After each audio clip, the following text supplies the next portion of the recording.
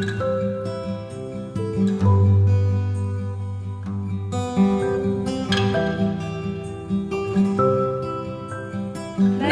kami sa laylayan ng Sierra Madre! Nandito tayo para dito sa tree planting activity na spearheaded ng Office of the Vice President. Napakahalaga nitong activity na to dahil ramdam na ramdam natin ang epekto ng climate change.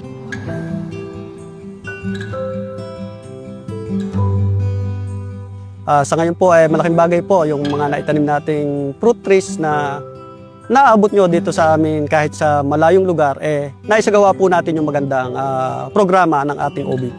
Yung tinanim natin ngayon ay Nara at Gayubano. So, very important na kapag nagtatanim tayo is may benefit din ng community.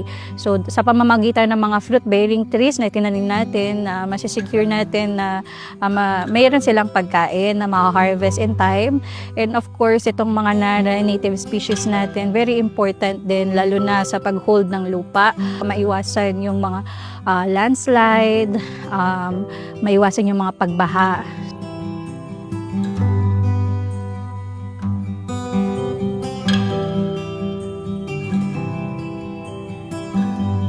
Isa sa mga impact ng ginagawa natin ngayon is eventually yung carbon sequestration. Pag lumaki na itong mga puno na to, siya yung magsisequestra ng extra carbon dioxide sa atmosphere na isa sa pinaka main cause kung bakit nagkakaroon ng climate change. So this is a climate change mitigation intervention, no? Ito ay isa sa pinakamabisang nature-based solution na pwede natin gawin para labanan yung matinding epekto ng mga disaster and of course yung epekto ng climate change sa atin.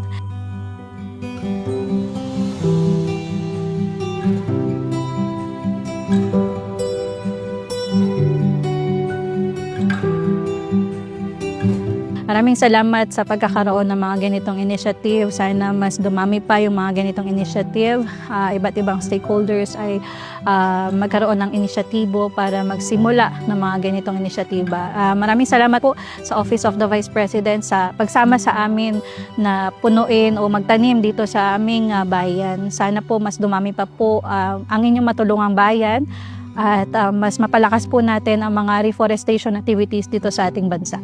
Regalo para sa kinabukasan! Naniniwala kami na malaki yung impact kahit yung isang puno na itatanim natin ay malaki ang magiging epekto nito lalo sa susunod na henerasyon.